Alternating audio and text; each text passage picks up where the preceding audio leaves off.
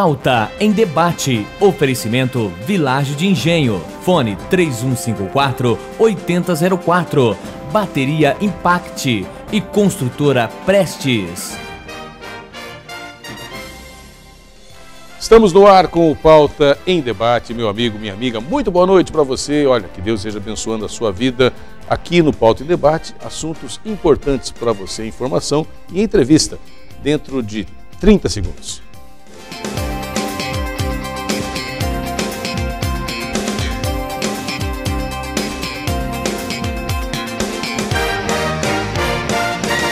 Olá, boa noite para você, meu amigo, boa noite para você, minha amiga. E hoje no Pauta em Debate vamos conversar dois assuntos interessantíssimos. Primeiramente, vamos falar da questão da saúde do homem. Olha só, o homem também tem que ir ao médico. Eu preciso ir ao médico só quando está doendo, né? Quando dói muito eu vou lá fazer um exame. Pois é, nós vamos conversar com o médico Luiz Carlos Basso sobre a campanha Agosto Azul, que é uma campanha no estado do Paraná justamente para prevenir a todo tipo de doença para o homem. E o Basso vai dizer para a gente o que deve, você que é amigo meu, você que está nos assistindo, deve fazer para preservar sua saúde e também você deve fazer para ter uma velhice aí com bastante saúde. E também vamos conversar, o Nick mostra aqui para a gente, ó, eu vou mostrar aqui, olha só.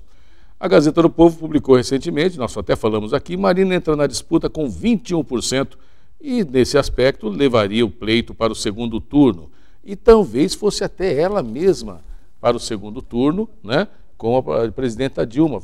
Pode acontecer de você na eleição de outubro ter que escolher depois no segundo turno entre duas mulheres para administrar o país. Para falar sobre isso, vai estar aqui conosco nesta noite o professor de Ética e Filosofia Política da Universidade Estadual de Londrina, Clodomiro José Banvart Júnior, que vai explicar para você o que acontece, o que está acontecendo nesse cenário político aqui no país.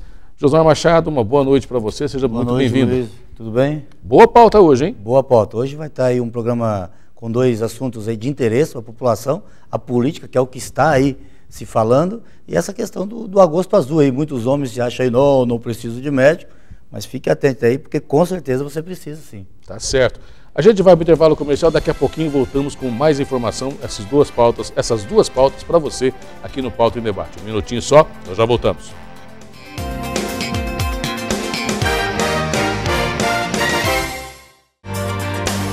Você vai conhecer agora um ótimo lugar para sua família morar. Residencial Vista Alegre. Condomínio de casas prontas para morar. Com área privativa de 89 metros quadrados. Infraestrutura completa com área de lazer e portaria, em ótima localização. Na Avenida Brasil, em Cambé, com fácil acesso para toda a região. Residencial Vista Alegre, incorporação Construblock. Vendas Imobiliária Condor ou pelo fone 3254-3424. Mizumi Veículos e L200 Triton, o melhor 4x4.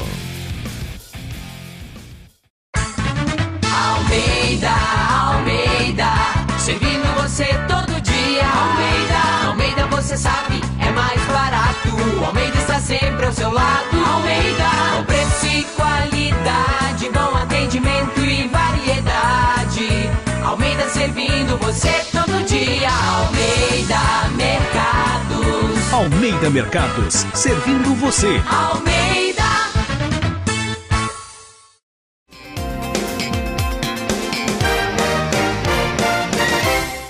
Estamos de volta com o Pauta em Debate. E o assunto agora, meu amigo, é para você, principalmente, meu amigo, mas para você, minha amiga, também acompanhar muito bem, porque nós vamos falar da saúde do homem. É verdade. O homem tem que ir no médico? Será que precisa ir no médico? Será que não? Será que eu preciso fazer exame preventivo? Ou eu, como muitos homens que eu conheço, só vou ao médico quando está doendo e está doendo bastante? Para falar sobre essa questão da saúde do homem, o Estado do Paraná criou o Agosto Azul, uma campanha que visa justamente incentivar a prevenção de doenças e promover a saúde do homem. Para falar sobre esse assunto aqui conosco, está aqui conosco o cirurgião, o médico Luiz Carlos Basso, que trabalha na cidade de Cambé. Doutor Luiz Carlos Basso, seja muito bem-vindo, uma boa noite para o senhor. Obrigado. Boa noite para vocês também, telespectadores do TV Tropical, em especial do programa Pauta em Debate. Eu preciso ir no médico ou é só quando está doendo muito e que o analgésico não está fazendo mais efeito, o Baso? Você precisa muito ao médico, preferência lá no meu consultório. Tem que ir lá te ajudar. Na realidade, Luiz, o que aconteceu foi que a saúde pública descobriu que é muito mais barato e eficiente você fazer prevenção do que você fazer tratamento. Haja vista o tanto de academia ao ar livre que a gente vê implantado por aí. De alguma forma, o brasileiro está envelhecendo muito rapidamente, né? E também é uma estatística dizendo que o homem vive no mundo todo 9 anos menos que a mulher. E dentre as muitas coisas que contribuem para isso, uma delas é que o homem se cuida menos, o homem não cuida da sua saúde. Por várias razões. O homem é muito mais envolvido com o trabalho, ele é de alguma forma ainda a força motriz, né, da casa, ele tem que fazer alguma coisa, trabalhar muito mais, etc., e acaba não tendo tempo nem disponibilidade de se cuidar. Então é uma campanha que vai alertar para que as pessoas precisam realmente se cuidarem.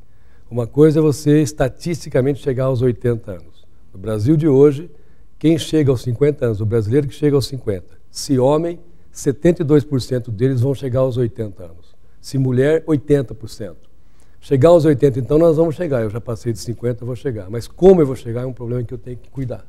Esse é um ponto importante, porque na verdade a gente, claro, como você mesmo disse, está envolvido com o trabalho. Tem também aquele aspecto que a mulher, até por conta da gravidez, até por conta de uma série de uma política de saúde que foi desenvolvida também há mais tempo no país, voltada para a questão da maternidade, da prevenção de doenças da mulher, a mulher está talvez, eu não diria acostumada, mas ela já tem a cultura de ir ao posto de saúde, de fazer o seu preventivo, coisas que os homens, até por conta de que, não, eu só vou se eu tiver um problema de saúde. E na verdade, como você disse, a prevenção é o melhor remédio. Com certeza. Eu digo que você investe em saúde e você gasta com doença. Então o investimento real é na saúde. Então, em princípio, o homem tem uma porção de tabus, de problemas que vão levar. Você fala em homem, você pensa em próstata, pensa em toque. Toque é uma coisa que vai afetar a masculinidade, ele acha que isso não deve fazer. De jeito nenhum.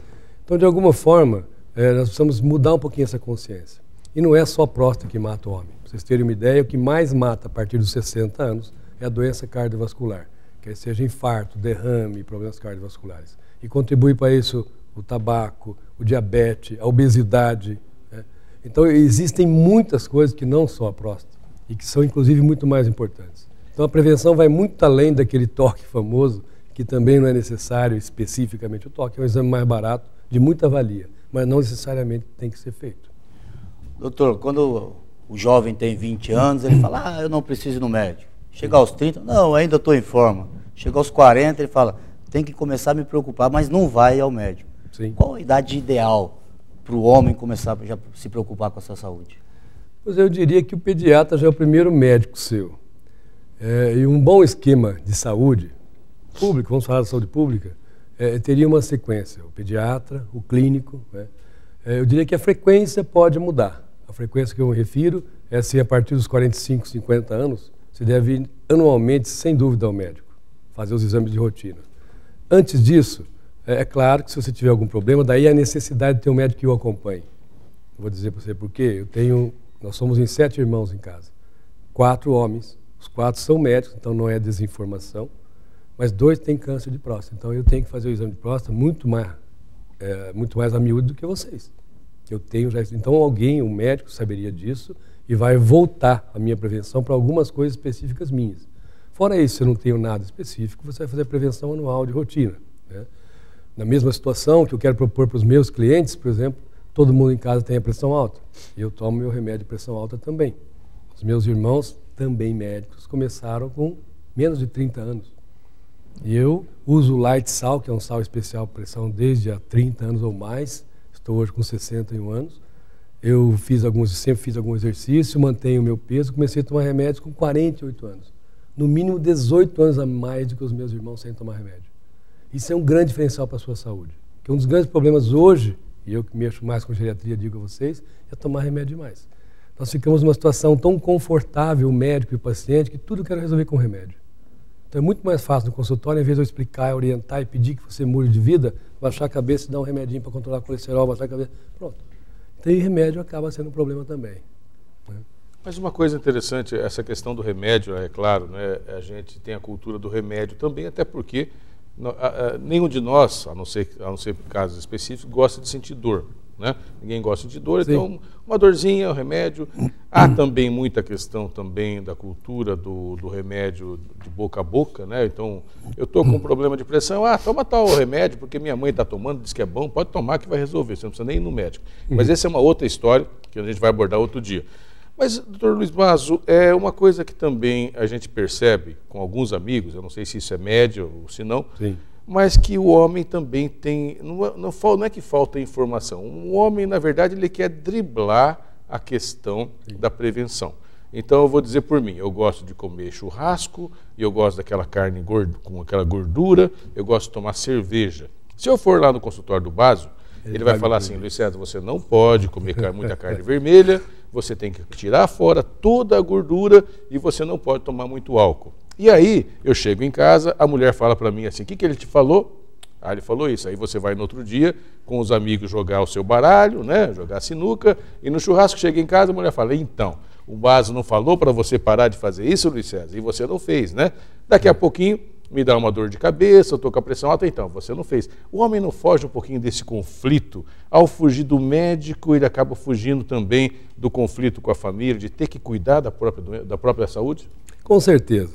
Eu digo a vocês e afirmo com todos os dados que o que nós fazemos, e temos que fazer, aliás, é evitarmos o exagero. Você pode até comer a sua gordurinha, eventualmente, porque não pode fazer isso no dia a dia. Eu canso de falar ao consultório e esses dias tive um retorno muito interessante. Eu digo, quando eu digo você, não é você, Luiz César. Você, Luiz César, eu, Bazo. Nós comemos 20 salgadinhos numa festa de aniversário. Não, doutor, não como. Conta para você ver. E esses dias uma paciente para mim falou, doutor, a gente deu muita risada, porque eu comecei a sorrir, nós estávamos numa festa, e eu comecei a contar, a minha amiga comeu 22 salgadinhos na festa, não tinha acabado ainda. Falei, por que você está rindo? Falei, você comeu 22? Eu falei, não comi, eu contei. Tipo assim, o nosso problema é exatamente, você se perde, eu vou tomar cerveja, eu tomei 2 copos. Rapaz, tem 5 garrafas ali embaixo. Você não está mentindo, é que você se perde nisso.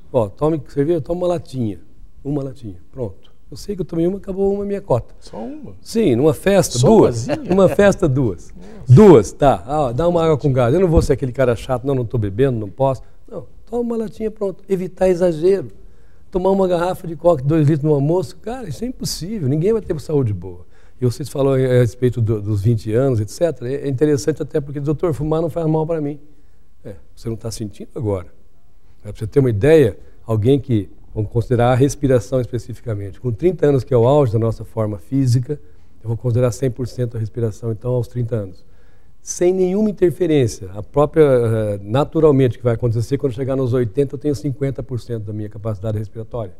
Quem respira não é o pulmão, são os músculos. Existe uma coisa que chama sarcopenia. Nós vamos perdendo musculatura. Existe osteopenia, perde também osso. Então, eu naturalmente tenho uma perda funcional, que é própria da idade. Então, se eu perco 50% para essa situação, mas já perdi mais 20 para o cigarro, vai me sobrar 30. Se eu perdi 30 para o cigarro, me sobra 20. Aí eu vou ficar assim. Aquele cara que dá 2 passos não pode andar. Mas com 20 anos não fazia mal. Realmente, você não sabia que fazia mal. Quer dizer, sabia até sabia. É que não é todo mundo também igual. A bebida e o cigarro faz mal para todo mundo. Só que não é a mesma coisa para todos. Faz pior para uns e menos ruim para outros. Mas faz mal para todo mundo. Meu avô fumava e morreu com 90 anos. Pois é, de repente podia viver 112 ou ter vivido muito melhor os 90 que ele viveu. Isso que a gente se bate hoje. A qualidade de vida tem que mudar. Quer dizer, você não adianta chegar aos 80 ou passar dos 80, mas chegar e passar com uma boa vida, uma qualidade de vida boa.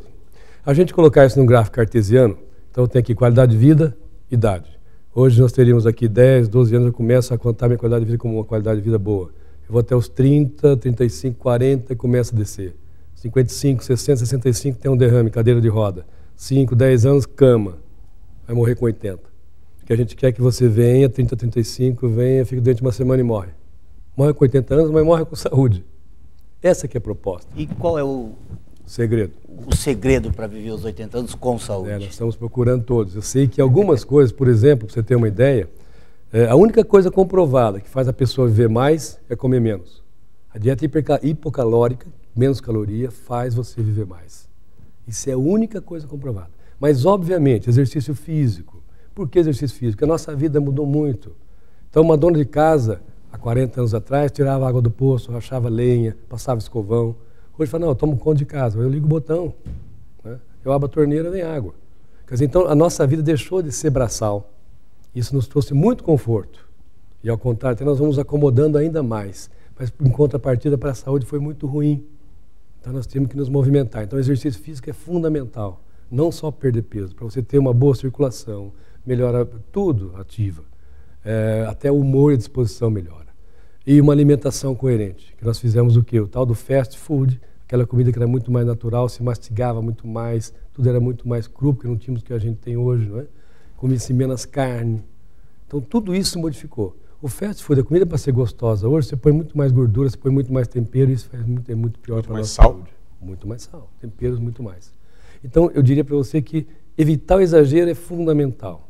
E você, tanto quanto possível, uma alimentação saudável e exercício físico é a chave para você viver bem. E isso vale, claro, só falando aqui da saúde do homem. Aliás, quero convidar você, meu amigo, você, minha amiga, dia 30 de agosto, é o ponto alto da campanha Agosto Azul, na cidade de Cambé. Vai ter uma manifestação, uma mobilização, melhor dizendo, do calçadão da Avenida Brasil, o dia todo, dia 30. Mas durante o mês todo, estão acontecendo palestras, atividades na cidade de Cambé, em todo o estado do Paraná. Mas essas recomendações valem tanto para o homem, como também para a mulher, vale para todos. Então, obviamente estamos falando do homem, porque o homem é o foco de hoje.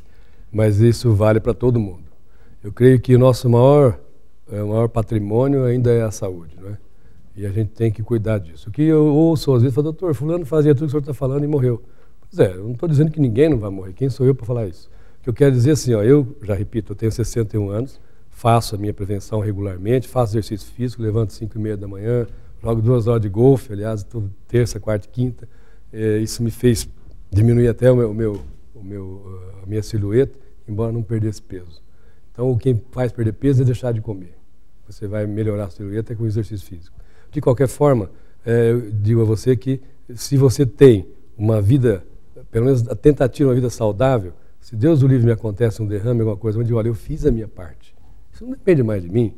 Né? Se é quem acredita Deus ou um destino é que vai resolver. Eu sei que se eu tiver um derrame com 65, falar, se eu tivesse parado de fumar, se eu tivesse emagrecido, é isso que eu não quero para mim. Eu fiz a minha parte. Tomo meu remédio de pressão, cuido da minha saúde, faço meu exercício, cuido do meu colesterol, da minha próstata, tanto quanto posso. Então, se algum entrever houver, não foi por minha conta. A minha parte eu fiz. É isso que a gente deve ter em mente.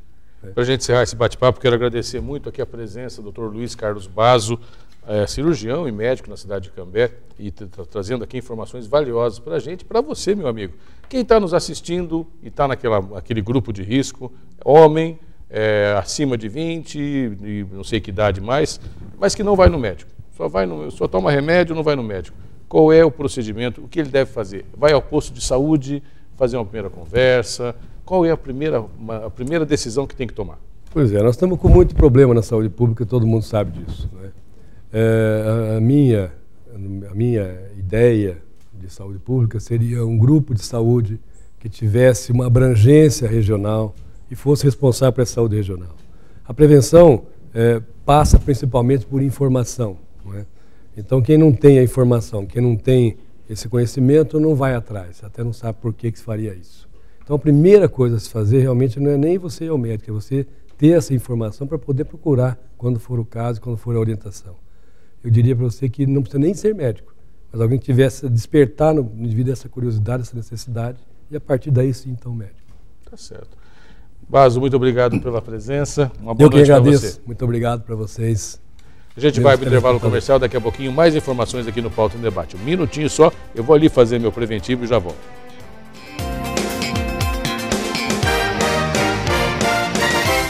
Mizumi Veículos e L200 Triton, o melhor 4x4. Almeida, servindo você todo dia. Almeida, você sabe, é mais barato. Almeida está sempre ao seu lado. Almeida, com preço e qualidade, bom atendimento e variedade. Almeida servindo você todo dia. Almeida Mercados. Almeida Mercados, servindo você. Almeida. Você vai conhecer agora um ótimo lugar para sua família morar. Residencial Vista Alegre. condomínio de casas prontas para morar, com área privativa de 89 metros quadrados. Infraestrutura completa, com área de lazer e portaria, em ótima localização, na Avenida Brasil, em Cambé, com fácil acesso para toda a região. Residencial Vista Alegre, incorporação Construblock. Vendas Imobiliária Condor, ou pelo fone 3254-3424.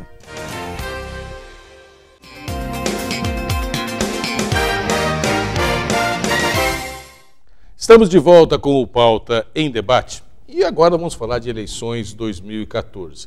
E o quadro novo na eleição, minha amiga, é novo, não tão novo assim, mas que já está surpreendendo. O Nick mostra aqui pra gente, né? O Caderno Vida Pública da Gazeta do Povo trouxe essa semana. Marina entra na disputa com 21% e levaria o pleito ao segundo turno, diz pesquisa. Inclusive, a pesquisa dando aqui a ex-senadora Marina Silva com 21% acima de Aécio Neves, que teria, nessa pesquisa que foi publicada, 20%, segundo a pesquisa do Datafolha publicada no dia 18 de agosto.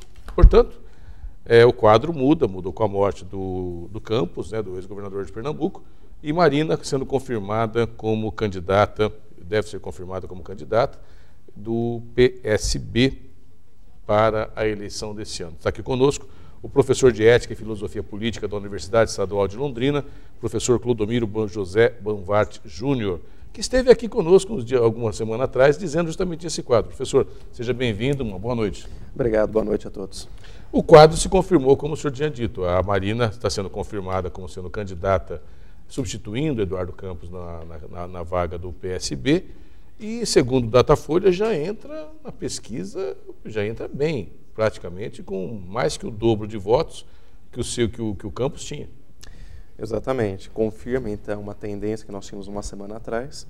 E, de certa forma, a Marina, com esse potencial de votos, ela revela o quê? Que ela consegue entrar numa fatia, que eram os indecisos, muito elevado esse número, uma tendência de votos brancos e nulos. Na verdade, ela não tirou até esse momento nenhum voto da Dilma, que manteve o patamar dos 36%, e também não tirou do Aécio. Ela entra com um potencial que, para muitos analistas, é um potencial que estava o quê? Retido daquela reserva das manifestações de junho do ano passado. Ou seja, toda aquela insatisfação com a não representação na política, isso estava represado com os indecisos e, sobretudo, com votos brancos e nulos. É esse potencial que veio para a Marina, de certa forma, recolocando, né, ela no patamar aí de segundo lugar.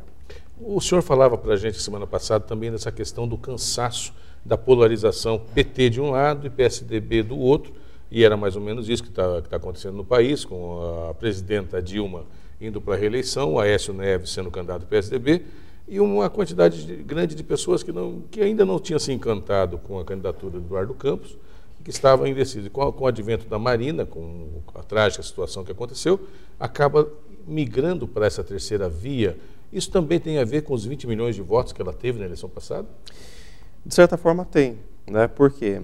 Porque a saída dela agora, já em segundo lugar pelo Datafolha, é um indicativo que ela recuperou em menos de uma semana esse potencial que ela tinha na eleição de 2010. Ou seja, um potencial que ela não estava conseguindo transferir diretamente para Eduardo Campos até então, que estava na faixa de 8% e 9%.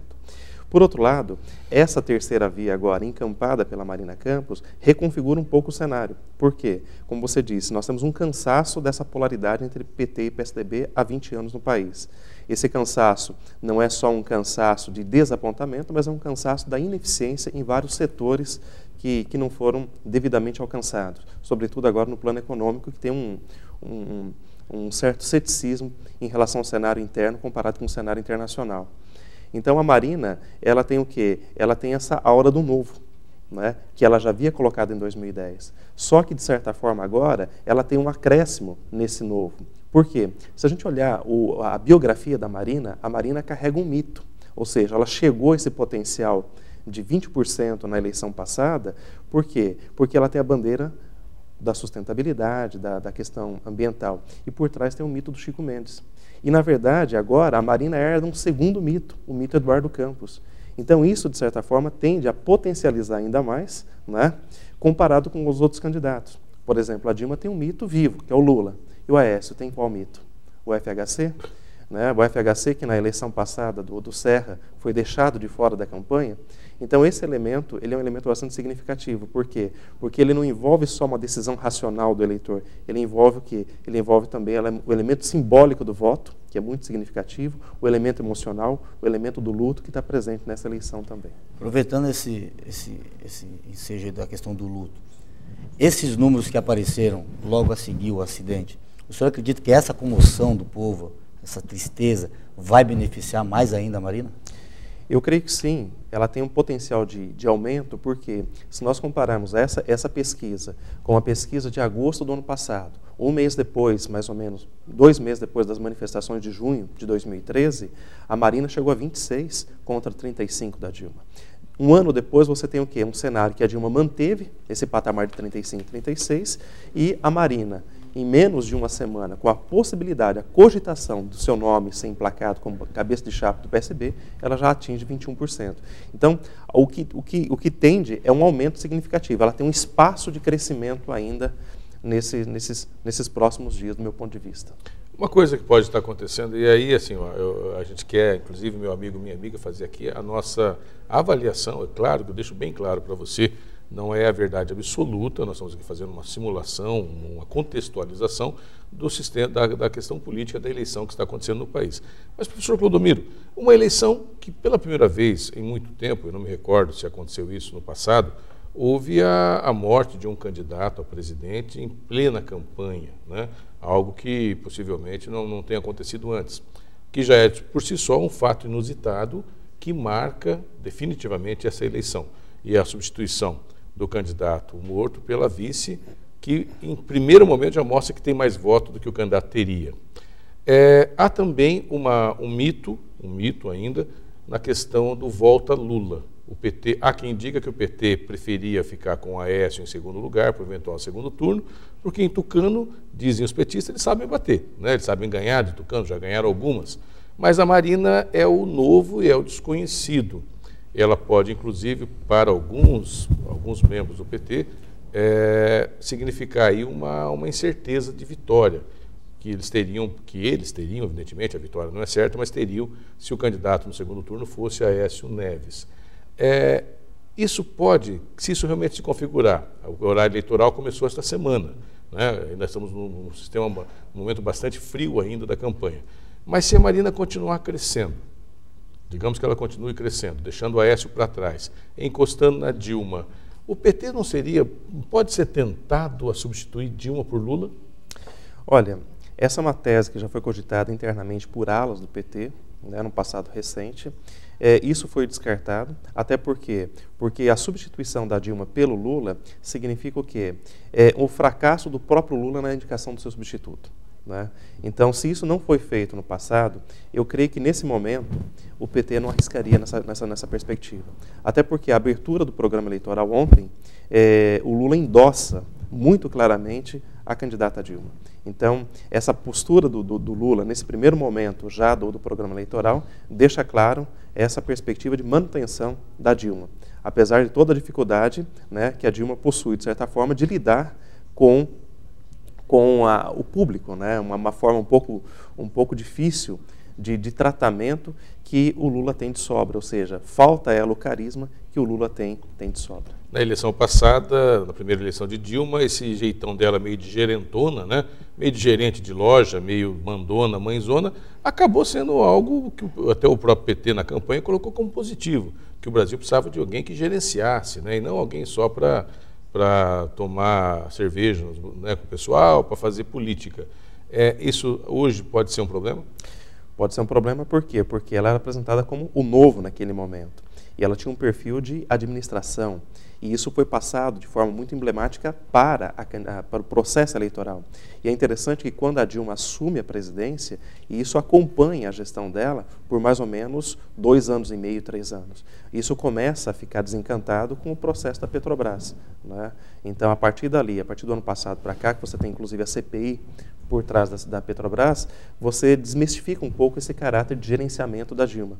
E pior, os dados hoje que o governo apresenta do ponto de vista econômico em vários setores negativos, e isso atesta contra esse caráter de gestão e de administração que foi vendido na eleição passada. Então isso é realmente algo que traz um prejuízo a ela hoje, a tal ponto que o PT, me parece, tem o quê? Migrado por uma apresentação da Dilma mais na perspectiva emocional, né? Ontem ela foi apresentada como aquela que lida e cuida da casa, faz comida, ou seja, uma Dilma muito mais próxima do eleitor do que aquela que estava centralizado como a gestora, a administradora. Professor, voltando um pouquinho na questão da Marina, na vez passada nós comentamos nos conflitos dela ser ambientalista, o Eduardo Campos tem uma boa relação com o agronegócio, e ontem foi escolhido o vice, que é uma pessoa que defende o agronegócio. Isso não vai dar um choque futuro, não, professor? Olha, a escolha do vice ontem, a indicação, aliás, ontem, parece-me que é o quê? É uma tentativa de resguardar aquele que está mais próximo do projeto do Eduardo, né? E, de certa forma, a tentativa de assegurar o quê? Represar esses 8, 9% de votos que o Eduardo já havia conquistado. Ou seja, esses votos, pelo que está indicando até o momento, não são os votos que a Marina tem conquistado em uma semana. É um potencial que ele conseguiu o quê? Ele conseguiu, sobretudo, com essa penetração que ele teve em setores da indústria e do agronegócio. Então, me parece que o vice é justamente para o quê? Para dar um equilíbrio dentro da chapa, para resguardar essa potencialidade de 8% de votos já conquistado pelo Eduardo Campos. A questão, no entanto, é como gerenciar essa dicotomia interna dentro do PSB a partir de agora. Esse é o grande problema, e nos próximos dias a gente poderá o quê? Perceber se a Marina tem ou não condições de assegurar esse equilíbrio. Mas em campanha, claro, vão se abraçar como todo mundo se abraça, depois, se ganhar a eleição, é outra história. Porque, na verdade, esse conflito pode aparecer na administração. Na campanha pode até ser, mas vai ser muito tênue a questão aí, muito minimizado, vamos dizer assim. Como nós estamos próximo do pleito eleitoral, isso vai ser minimizado com certeza, né? Vai ser o quê? Vai ser feito um discurso unânime, de unanimidade. Veja, o PSB queria que, inclusive, a Marina assinasse uma carta de comprometimento com as propostas do partido. Isso foi retirado em seguida. Por quê? Porque ela deu a sua palavra de confiança ao partido. Então, temos uma unidade para levar o discurso adiante no processo eleitoral. Agora, ganhando a eleição, aí a questão fica num outro patamar de discussão, até porque você precisa formar uma coalizão para governo. E isso implica o quê? Uma vertente múltipla, plural de ideias, e não centrada apenas numa perspectiva unitária. Mas isso não pode ser um tiro no pé do partido? Não, em razão do próprio sistema político que nós temos no país, né? O presidencialismo, ele exige uma estrutura de governabilidade por coalizões. Então, não dá para você governar sem coalizões. É certo que uma vitória da Marina exigirá o quê? Esse amplo espectro de debate dela e do seu partido com outros partidos que permitam, de certa forma, a governabilidade do seu mandato. Professor Clodomiro Banvart Júnior, professor de Ética e Filosofia Política da Universidade Estadual de Londrina, analisando para você o quadro eleitoral que está acontecendo. Para a gente encerrar esse bate-papo, eu quero agradecer muito a sua presença, professor. Temos o Aécio apresentado como novo, como jovem, como governador que foi bem-sucedido, Dilma como uma gerente que tem capacidade gerencial, e tem bastante, com certeza, e agora também meio como mãezona, né, como dona, meio vozona, mãezona, e a Marina sendo apresentada como sendo a mulher, que é nova, mas é lutadora, batalhadora, que de certa forma também é sonhadora, né? Que também tem um sonho do novo.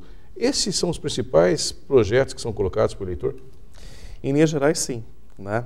Agora, esse é o grande problema. Essas linhas gerais que identificam cada um desses três candidatos, os principais, eles não refletem diretamente o plano de governo dos três, né? Então, nós temos o quê? É a imagem que é transmitida simbolicamente para o eleitor. É bem isso que você fala, Luiz. Agora, o problema é o seguinte, é a capilaridade que eles terão, né, deveriam ter, de traduzir essa imagem em planos concretos de governo para resolver os problemas do país. Que são muitos. Que são muitos. Professor, muito obrigado pela presença. Obrigado mesmo pelas informações. Está sempre convidado a voltar aqui com a gente. Eu que agradeço. Uma boa noite. Boa noite a todos. Para você, meu amigo, para você, minha amiga, olha, muitíssimo obrigado pelo carinho da sintonia, pela audiência, mas de coração, muito obrigado mesmo. Josmar Machado, Obrigado também pela presença. Até amanhã. Até amanhã. Um grande abraço. Para você, tudo de bom na sua vida. Um grande abraço. Até amanhã. Tchau.